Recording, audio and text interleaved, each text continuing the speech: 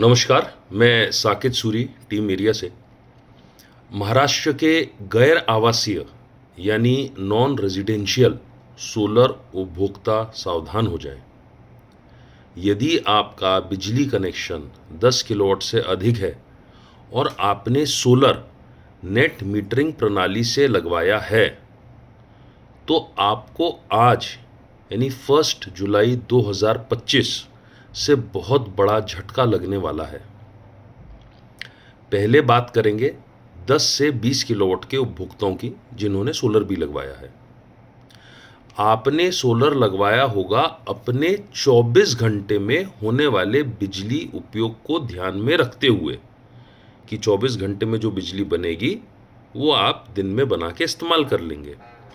पर आज से आपके सोलर ने जो सुबह 9 से शाम 5 बजे के बीच में बिजली बनाई, उसका फायदा आप अन्य किसी टाइम के उपयोग से सेट ऑफ नहीं कर सकते। उसी दौरान उस बिजली का फायदा उठा सकते हैं। यानी इस दौरान जो अत्यधिक बिजली बनेगी वो अन्य टाइम स्लॉट के यूज से एडजस्ट नहीं होने वाली है। आज से शाम को 5 से रात 12 बजे तक जो आपकी ना के बराबर सोलर थोड़ी बहुत बिजली बनाएगा, उसी समय में आप उसका उपयोग कर सकते हैं। जो 1-1.5 घंटा बन जाएगी, थोड़ी बहुत सी बचनेगी, उसको 5 से 12 के यूज से ही सेट ऑफ कर सकते हैं। वैसे ही रात के 12 से सुबह 9 के बीच में जो सोलर थोड़ी बहुत नेग्लिजिबल बिजली बनाएगा, वो उसी समय के यूज के साथ एडजस्ट होगी। इन शॉर्ट, अगर आपका मैक्सिमम यूज सिर्फ दिन में है, जैसे कि 9 से 5 है, तो ठीक है। बाकी समय में इस्तेमाल की जाने वाली बिजली का बिल आपको भरना ही होगा। अब बात करते हैं 20 किलोवाट से ऊपर के ग्राहकों की। आपको पहले दिन में सोलर से बनी हुई बिजली का फायदा अपने 20 घंटे के उपयोग को सेट ऑफ करने में मिलता था, पर शाम का पीक टाइम यानी 6 से 10 का बिजली बिल आपको पहले भी भरना पड़ता था।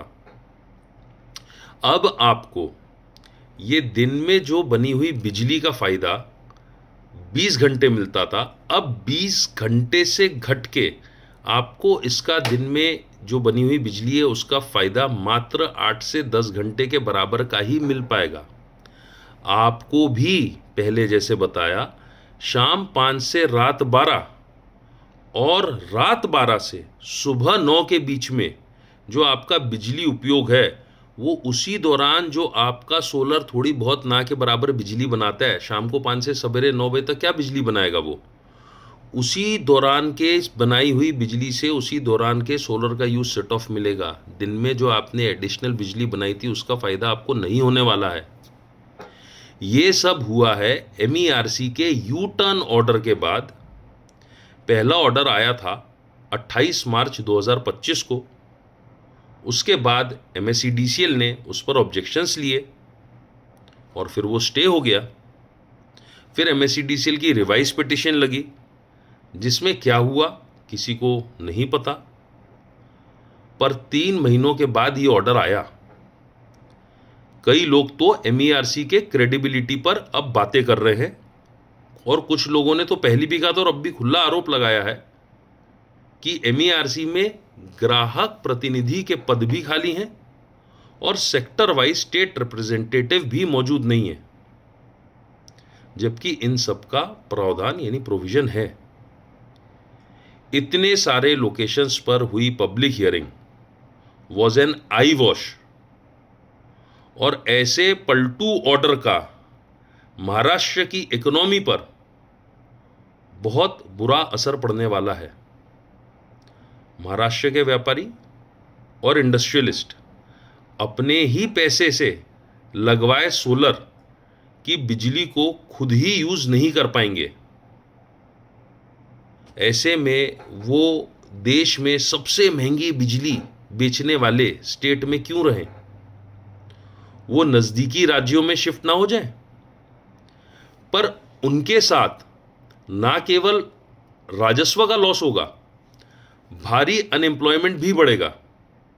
डिस्कॉम ने पहले ही कई MERC के पास किए हुए इंडस्ट्री के हित में ऑर्डर इंप्लीमेंट नहीं किए, उल्टा कोर्ट में चैलेंज करके बैठे हैं। हमारे प्रिय मुख्यमंत्री का सोलर विजन सब जानते हैं, पर कहीं ना कहीं उन तक कहानी पूरी शायद पहुंच नहीं पा रही है, ऐसा हमें शक है। मेरा सभी सोलर एसोसिएशन, व्यापारी एसोसिएशन, इंडस्ट्रियल एसोसिएशन, ग्राहक पंचायतों से अनुरोध है कि इस मामले को गंभीरता से लें। इन नियमों से राहत मिलनी चाहिए। लोग इतनी महंगी बिजली महाराष्ट्र में कैसे ले रहे हैं? क्या असर होगा जब इंडस्ट्रीज़ यहाँ पे सोलर का फ़ायदा नहीं ले पाएंगी? लोगों ने लोन लेकर सोलर लगवाया है, उनकी ईएमआई भी चालू है। अब उससे बनने वाली बिजली के बनने के बावजूद वो उनके ही काम में नहीं आएगी, तो लोगों का सरकार से विश्वास उठ जाएगा। कृपया अपने ग्राहकों को आप ये सब इन्फॉर्म करें, और इस पर सारी एसोसिएशनों से रिक्वेस्ट है कि कुछ ना कुछ कदम ज़रूर उठाएं। धन्यवाद।